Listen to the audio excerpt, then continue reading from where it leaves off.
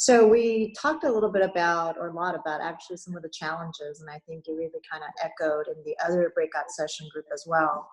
And I really enjoyed the presentation from the three presenters just now, because I think they really captured things that we were talking about in a very organized way, and really positioned us well to talk about some of the solutions and ideas of how do we address these challenges. And really that the way that they sort of sectored it off is recruitment, retention, and leadership, which kind of flows into all the things that we talked about in our discussion.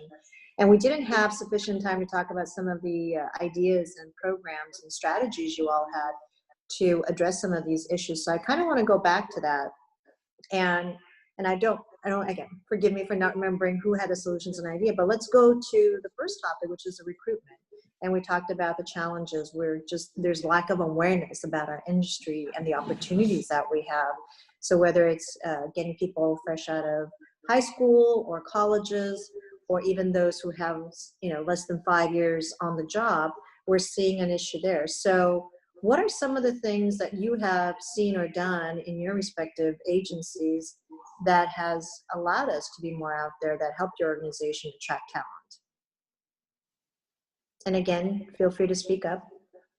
We've done a lot of internships. Okay. With local colleges. We bring in a significant amount of interns every year. This is actually the first year in a long time we won't be running our internship program. The only thing that's a drawback for us is because our job specifications, some of them require 2 years of experience, that even though they come in and they might intern with us, they might not be able to get a job with us. Because they may lack the necessary experience. So that's one of the barriers that we have to kind of work through.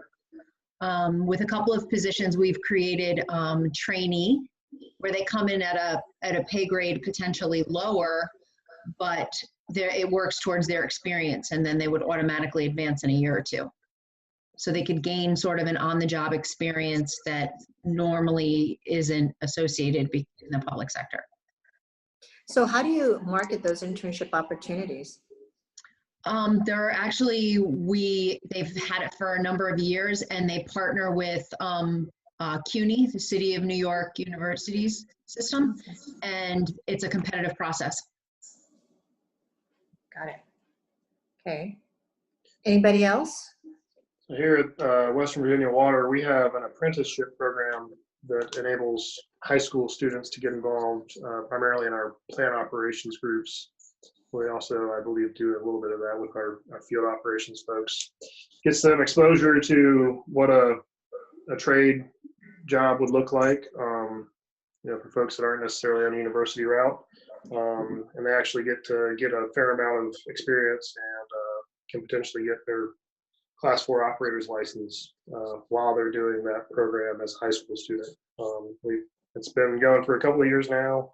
We partner with some other industries in the region to promote the high school apprentice program. We do a signing day actually for these high school students when they commit to come do an apprenticeship with us or one of the other industries. Kind of raises awareness, similar like a football draft or whatever, and kind of gets a spotlight on them and a spotlight on us, and it seems to be well received by everybody. And how do you share the signing day? What do you do on that day? We do a little event in the high school gym or an auditorium, and we bring the news out and get the parents involved and principals and all of that.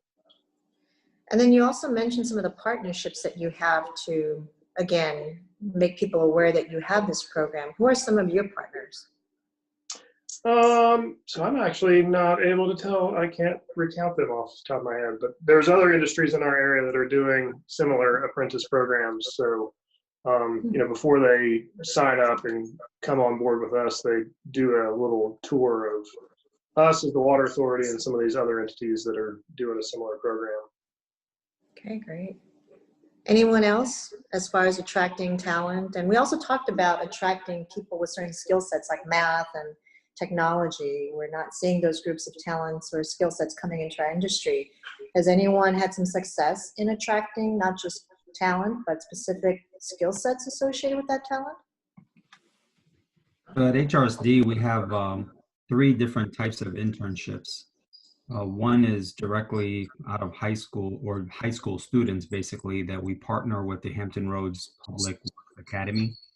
That those are main trade folks that would learn certain skills, carpentry or anything like that. That we would bring them in as interns from high school, and then later a lot of them actually apply for trade positions in HRSD, and because they're fresh out of high school, a lot of them pass the math placement tests and be able to get into the apprenticeship program. So that's one internship route. The other internship route is like Sandy mentioned, the college interns, where they're undergraduate students, and similar to what Sandy mentioned, they have, a year or 2 years of, experience with HRSD as an intern, but we don't have, interns or entry level engineering positions in a lot of our positions.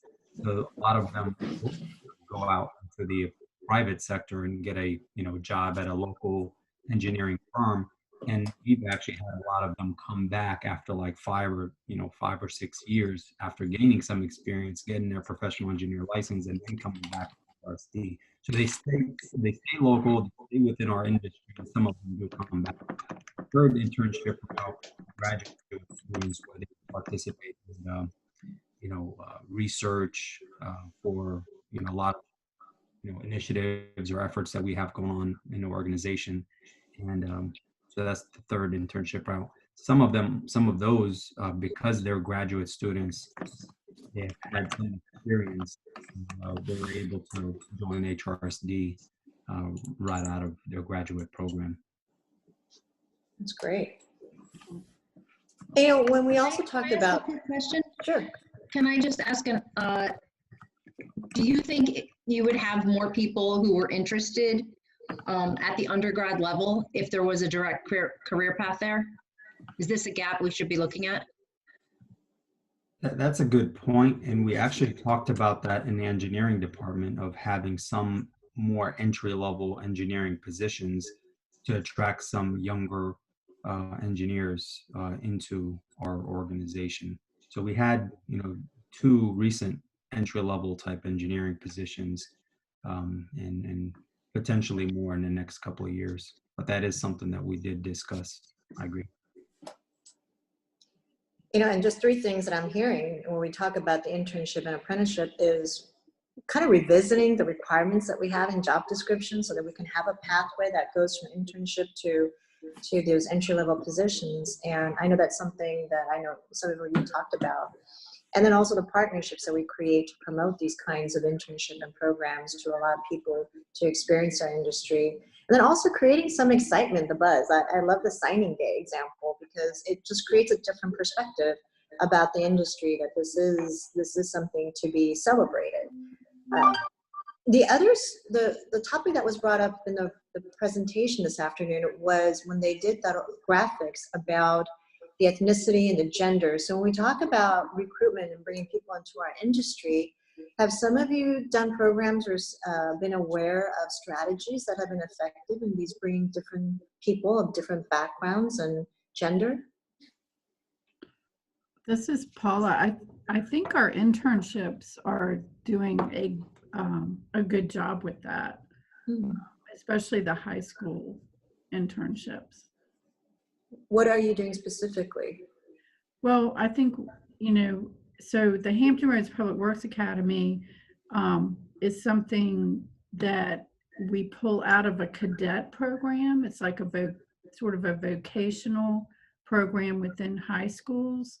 And we actually have staff at HRSD that go teach part of the cadet program. Like one of our business partners goes in and teaches a class on interviewing skills. And then I believe we have a technical course taught as well about water. So we participate on, in the academy, on the board, and in interviews, and we're able to reach more diverse candidates, including females, getting them interested in plant operations. And in fact, we've got at least 1 or 2 very successful plant operators that have come out of that program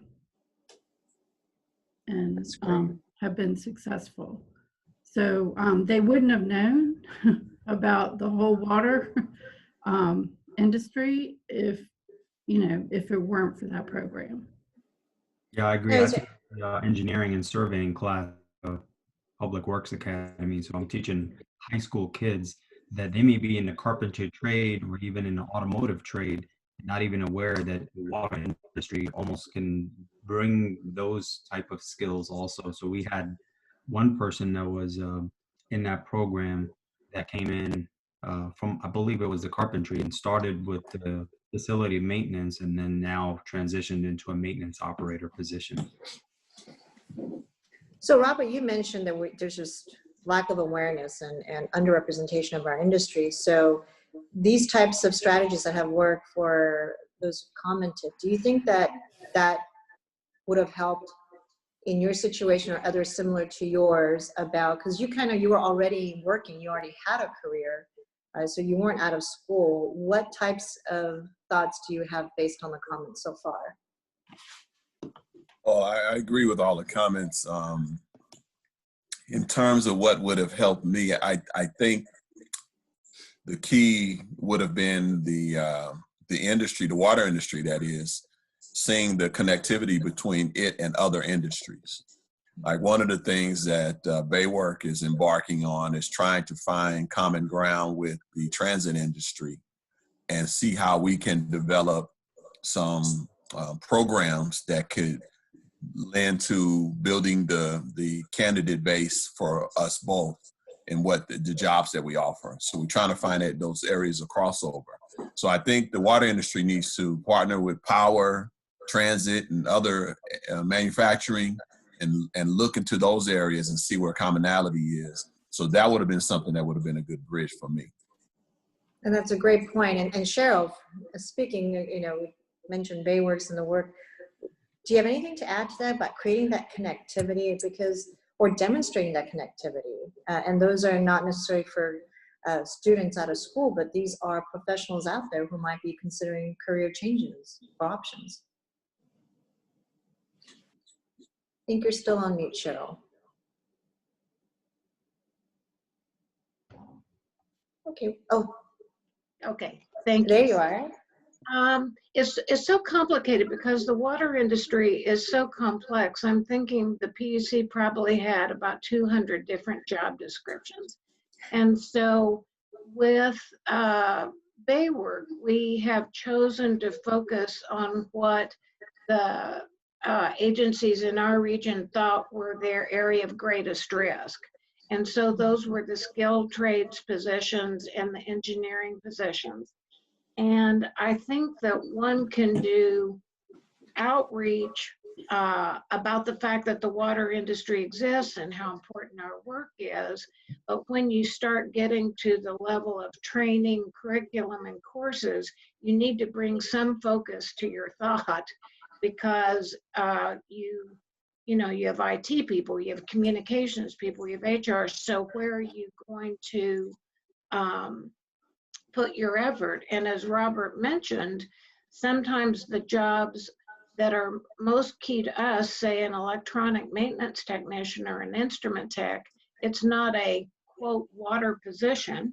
It's a skilled trades position that's critical for water operators, water utilities, but it's also a critical skill for some other industries as well, so that if we can develop a focus of where our greatest risk lies, then we may find that we can find other partnerships with other industries, for certain, with high schools, with community colleges, and so forth.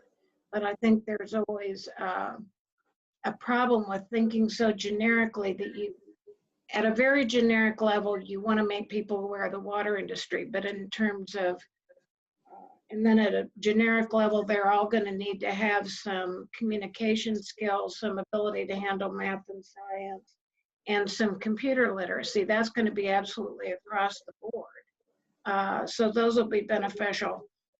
But in the long run, you also think about where are we most at risk, especially at a time we're already at risk in terms of pandemic and other kind of issues, to really figure out where we want to focus our efforts. Yeah, and that transitions us really well into, you know, once we work on these strategies to bring people that we need into the industry, now once they're in the organization, we talked about the importance of that internal development, training, and it sounds like doing that with other sectors is very beneficial because we could all share in our efforts. So talking a little bit about cultivating sort of this idea of not having an organization or people that's adverse to risk and being able to share this knowledge as we look at the numbers and the percentages of those who are set to retire. What are some of the things, and I think in the first breakout session, someone mentioned having people come together and learn from each other within the organization. So if that person wants to speak up, if somebody else has an idea or a strategy that worked, please share. Well, I like to add, even before we start to come up with strategies, I think we really need to spend time on the mental shift that needs, which has been spoken of throughout today. And I attended a webinar on workforce planning that was done by Dr. William Rothwell. I don't know if any of you were in attendance of that. He wrote several books on workforce development and all that kind of stuff. But he talked about one concept of one shift that he sees a future for the future, and one that we need to make is that we need to move from a job description mindset to a competency model mindset. And so he says the job description focuses on the work, whereas a competency model focuses on the person. And if we shift and when focusing on the person, you're focusing on the skills or talents of the individual versus the work itself. And then it shifts us from the work description, the job description, to the point of just getting the work done. And so instead of trying to fill a position, we should be looking at getting ways to get the work done. And then that shift, if we shift our mindset, then I think everything else will start to fall in place with us looking at individual skill sets and not just looking at filling job descriptions. And then that shift will engender all the ideas we need to bring the people in, diversity and all those kinds of things, because we're just not looking at a job description. So these are some of the things that he brought out in terms of where he sees the future going and where we need to go. No, that's an excellent point, because that's really fundamental. And I would love how that was just broken down, looking at the individual and focusing on that, because we get stuck on the position and not the person. Chris, what are your thoughts about that, and how, in your experience, what works or what doesn't in shifting that mindset? I told you I would just call on people. Are you there, Chris? Okay. He's coming. Oh, he's coming. Yeah. Hey, I am still here.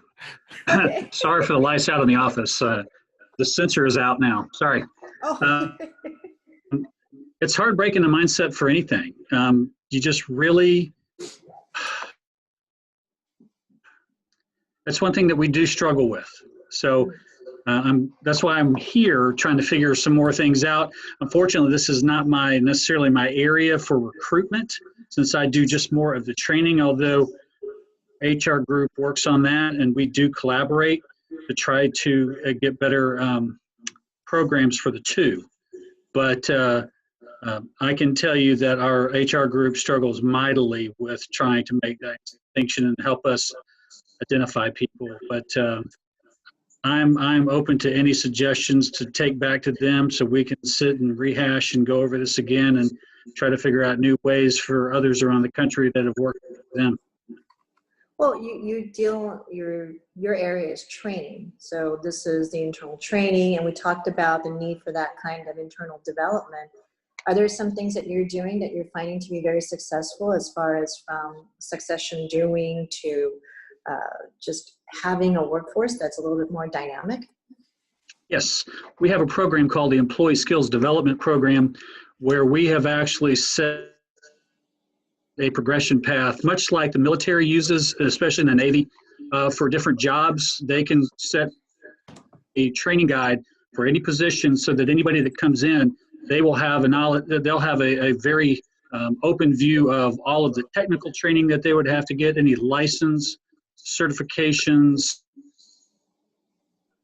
things of that nature that they would need, professional, as well as personal training for better communication, better leadership. So we've gone through and listed all of the things that would be required of each person to go through a succession plan and career path. So it lays things out more openly for somebody so they can actually look at it and see versus, hey, if you do a good job, we'll take care of you later. This shows them what they can do. And for many of the positions that we have this program ingrained with, they're able to self-promote as long as they meet the qualifications that are laid out for them. In some cases, it can take a year or two to complete everything, but promotion and advancement in pay are well within their capability, and they're the only things holding them back. I like that. I think that professional growth and opportunity for growth is so important. If I may jump in off of that, Yeah. I think that concept right there that Chris just laid out is fantastic. And I know there's a lot of good examples of that, either utility by utility or area by area. But one of the struggles I see for our industry is, expanding that concept across the entire industry so that, an operator working for one utility in Florida grows those skills and those competencies that we spoke to and has transferable skills and can go work for a utility in California or a utility in Chicago and not be starting from square one. Each of our utilities represented here, I'm sure we operate very differently, some water only or wastewater only, or water, wastewater, power, gas. There's a discrepancy and a breakdown between, working in one region or one utility and moving to another. So part of it also depends upon your technology that you That's right. use also. Yeah. Maybe some of us are maintaining green infrastructure, and that's a completely different ballgame to someone that's, field crews maintaining water lines. So not to say we all need to have the same job descriptions or do the same things, but some element of uniformity or standardization. Has anybody considered or utilized the Department of Labor's water and wastewater competency model in this process? Because that's been put together, or it's already in existence. It was just updated a couple of years ago. It's all the big players, and it's what we've started to look at in how we define competencies to help us develop a program that's both for recruitment and retention based on competency, as Robert and Chris kind of both touched on. We're in the process of developing that whole program, and that's going to be our baseline. And then ours is strictly competency based. Yeah. So that's interesting, though, that there is a model that's out there, both from Chris's organization, but from the Department of Labor. And that's why the sharing of knowledge is so important, because I wasn't aware of, an author, William Rothwell, or Department of Labor has this model. So this is why it's important to talk. We have a few minutes left before I know we have to go back to the main session. And I was wondering if Anas or Scott, if you had any comments before I do a little recap.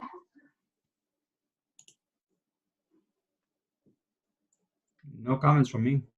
Okay. How about you, Scott?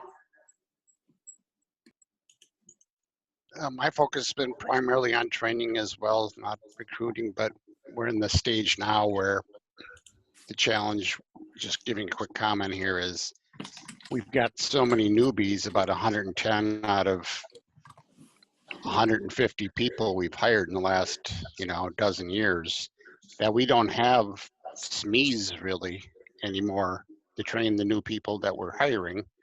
So we're having to move to electronically capturing information and offering it up, expert information through training 24/7 for specific customized to our plants for the processes and operations and maintenance of them, including overviews of some of our advanced treatment processes, because like one I think Will mentioned, not every facility, not every property utilities operating the same way or with the same technology. So we don't really have the SMEs to lean on. And a lot of what was handed down in the past was tribal knowledge. Johnny taught me how to do it this way, so I'm teaching you how to do it this way. And that can be an issue as well. So you have to on-train some of the bad misinformation and then put in the right information. So I'll leave it at that. Great. So I'm going to just recap here a little bit, and please chime in if I'm missing something. So not in any particular order, again, it's bringing the right talent and the diversity of those talents. Certainly programs like internship programs at different levels has been very successful. But coupled with that, what would make it even more successful is to revisit our job description, right? And look at it from a different mindset. And that's really, again, that's the cornerstone of all these elements, having that mental shift, going from job description or position description to competency of the individual and how to create that kind of a mind shift in the organization so that we are focusing on the people. And when we focus on the people, that allows for internal training and pathways to make it so that you have a much more dynamic workforce where people want to be there. And having the clarity of that path is also very important, because you're not competing against each other, but really you are your own competition. And having that clarity, I think, creates a lot of trust and consistency in the organization. And we can partner with a lot of other entities like the Department of Labor or other agencies to figure out how we can all do this together so that we have transferability of skills, knowledge, and have a greater sort of resources to bring in the right kinds of talents and keep them there. And also, once we bring them in, make it even better by giving ongoing training in areas like math or other skill sets, computational, that could also work. And also creating opportunities for not just internship, but apprentice, to market these programs to high schools and colleges, creating excitement through things like the signing day and really showcasing. And again, this goes back to being able to market the wonderful opportunities that we have, and doing so with other partners outside of our sector who can create a much wider net in this awareness effort. And certainly things like vocational schools at high schools, or even working with even colleges, giving these people the skill sets, interview skills, and others that will make them really strong candidates, should they want to get into our industry. And that really speaks to sort of the targeted approach to outreach. So, and there was some success shared with, I think Paula shared, about having great results showing the diversity of people that are getting interested in our industry. And then, again, some of the themes that I hear is the importance of partnership, talking to other agencies, but people outside of our sector in developing all these areas. And certainly we can talk all day about strategies and solutions, but in the time that we have, I think we captured really some of the great things and the work that you're all doing. And it's really encouraging to hear how you think, because from the mind shift and looking at competency, that goes all the way up to the leadership question. How do we develop leaders? And looking at the kind of competencies that we need. So anything else before we have to go back to the main room? I'd just like to highlight the last thing you just said. We didn't talk a whole lot about leadership. And I think it all starts there. And that they have the mindset to, one, bring the water industry from out from under the rock and out to the surface so that everybody can see us and be prepared to deal with what all that comes with that, the good and the bad. But it's going to take that type of visibility, as Will talked about earlier, for us to get where we really want to get to. All right, thank you. And we got to go to the main room now. So if you click on leave, we'll go back to the main room.